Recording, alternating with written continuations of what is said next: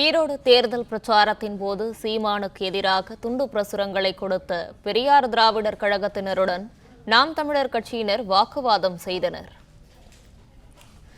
இதுகுறித்தான விவரங்களோடு இணைக்கிறார் செய்தியாளர் ரவி. ரவி, வணக்கம். இது குறித்தான முழு விவரங்களையும் பதிவு பண்ணலாம்.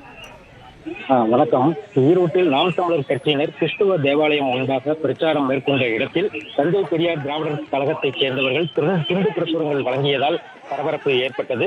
ஈரோடு கிழக்கு சட்டமன்ற தொகுதி இடைத்தேர்தல் 2வது முறையாக 5ஆம் தேதி நடைபெறும் நிலையில் வேட்பாளர்கள் தீவிர வாக்கு சேகரிக்கும் பணியில் ஈடுபட்டு வருகின்றனர். நாம் தமிழர் கட்சியின் வேட்பாளர் சீதா லட்சுமி கட்சியினருடன் பன்னீர்செல்வம் பூங்கா பகுதியில் உள்ள CSI கிறிஸ்துவ தேவாலயம் முன்பாக பிரார்த்தனை நடத்திவிட்டு வெளியே வரும் கிறிஸ்துவ மக்களிடம் வாக்கு சேகரிக்கும் பணியில் ஈடுபட்டிருந்தார். அப்போது அதே தொகுதியில் தந்தை பெரியார் திராவிடர் கழகத்தினர் சீமானுக்கு எதிரான துண்டு பிரசுரங்களையும் வழங்கி வந்தனர். இதனால் இருதரப்பினரிடையே மோதல் ஏற்படும் சூழல் ஏற்பட்டது. சீமானுக்கு எதிராக துண்டு பிரசுரங்களை வழங்கிய தந்தை பெரியார் திராவிடர் கழகத்தினரை நாம் தமிழர் கட்சியினர் தடுத்ததால் அங்கு பரபரப்பு ஏற்பட்டது.